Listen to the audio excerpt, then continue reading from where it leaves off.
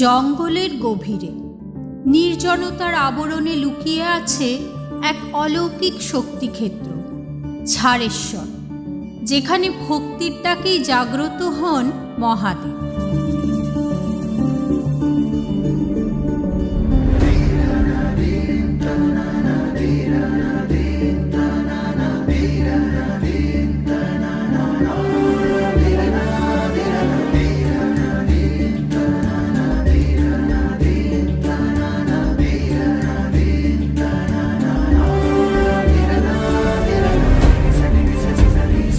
প্রায় 350 বছরের প্রাচীন এই শিব মন্দির।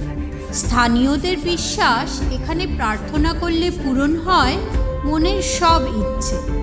চারিদিকে ঘন জঙ্গল, গা ছমছমে পথ। এই রহস্যময় পরিবেশ পেরিয়েই ভক্তরা পৌঁছন স্বয়ং মহাদেবের দরবারে।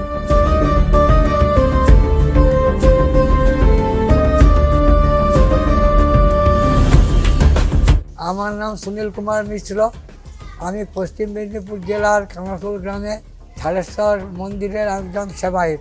আমি বিখ্যাত পুরাতাত্ত্বিক তারাপদ সাঁতরা এবং প্রণব রায়ের সান্নিধ্যে এসে পশ্চিমবাংলার বিভিন্ন জায়গার মন্দিরের সমীক্ষা কাজ করে এসেছি। আমাদের মন্দিরের বিশেষত্ব হচ্ছে দুটি।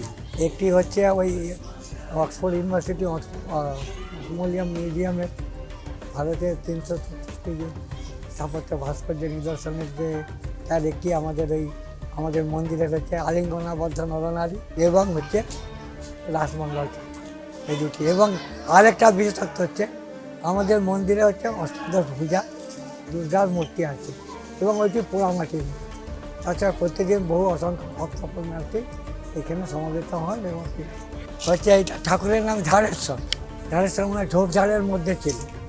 এখন যে বট গাছগুলি দেখছেন, ওই অল ভিতরে গাছটা ছিল ঠাকুর ঝাড়েশ্বর, সেই তার ভিতরে স্নানগুলো ছিল।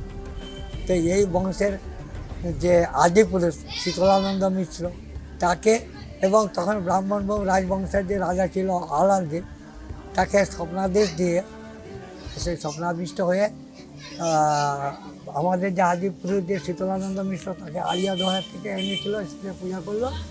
এবং ব্রাহ্মণ বংশের যে রাজা ছিলেন আলালদেব, তিনি সেবা পূজার জন্য জমি জমা বিষয় সম্পত্তি দান করছিলেন। এবং এই যে মন্দিরের পিছনে যে আলাল দিঘি, ওইটি তার নামের দিঘি।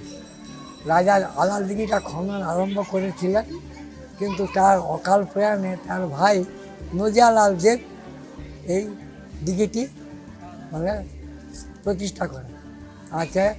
প্রতিষ্ঠা করেন হচ্ছে 1675 খ্রিস্টাব্দের 7ই অগ্রহায়ণ।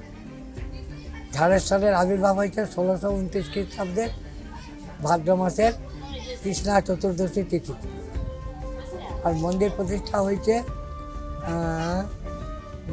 1834 খ্রিস্টাব্দের 9ই জ্যৈষ্ঠ। আর আটচালা রীতির যে মন্দিরটা হচ্ছে পঞ্চরত্ন রীতি। আর আটচালা রীতির ভোগ মন্দির এবং অষ্টস্তম্ভযুক্ত নেত্রলা, এটা প্রতিষ্ঠা হয়েছে 1851 খ্রিস্টাব্দের 9ই জ্যৈষ্ঠ। মন্দিরের গঠনে মেলে বিষ্ণুপুরের ছোঁয়া। পোড়ামাটির সূক্ষ্ম কারুকাজে ফুটে উঠেছে পুরাণের অনন্ত কাহিনী।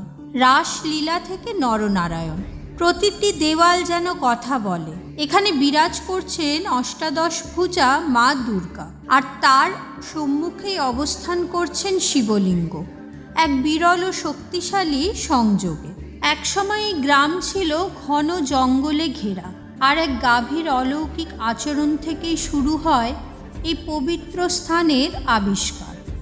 স্বপ্নাদেশ পেয়ে শীতলানন্দ মিত্র মাটি খুঁড়ে খুঁজে পান শিবলিঙ্গ, আর সেই মুহূর্ত থেকেই শুরু হয় মহাদেবের পুজো। বটগাছের নিচে ছোট্ট চালা থেকে শুরু, পরে গড়ে ওঠে আজকের এই ঐতিহাসিক মন্দির। রাজা আলালনাথ দেবের স্বপ্নাদেশে গড়ে ওঠে এই মন্দির, যেখানে রাজা ও ভক্তদের বিশ্বাস এক সূত্রে গাঁথা। আজও এখানে নিত্য পুজোর পাশাপাশি পালিত হয় শ্রাবণী উৎসব, শিবরাত্রি, দুর্গাপুজো আর গাজনের মেলা। কথিত আছে কঠিন অসুখ থেকেও মুক্তি মিলেছে এখানে প্রার্থনা করে, আর সেই থেকে এই মন্দির পরিচিত ইচ্ছে পূরণের ধাম হিসেবে। মন্দিরের পাশেই বিস্তীর্ণ আলাল দিঘি, যার জলে স্নান করলে রোগমুক্তি হয় বলে বিশ্বাস করেন ভক্তরা। দিঘির মাঝে একসময় ছিল জলহরি মন্দির, আজ তা প্রায় বিলুপ্ত, তবুও রয়ে গেছে তার রহস্যময় স্মৃতি।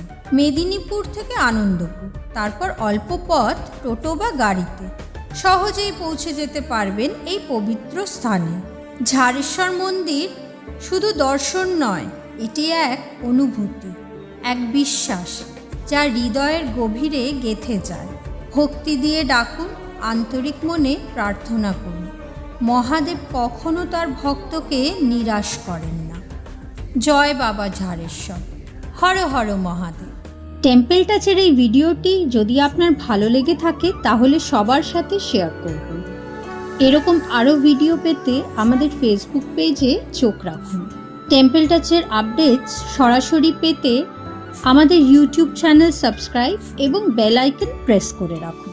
ধন্যবাদ।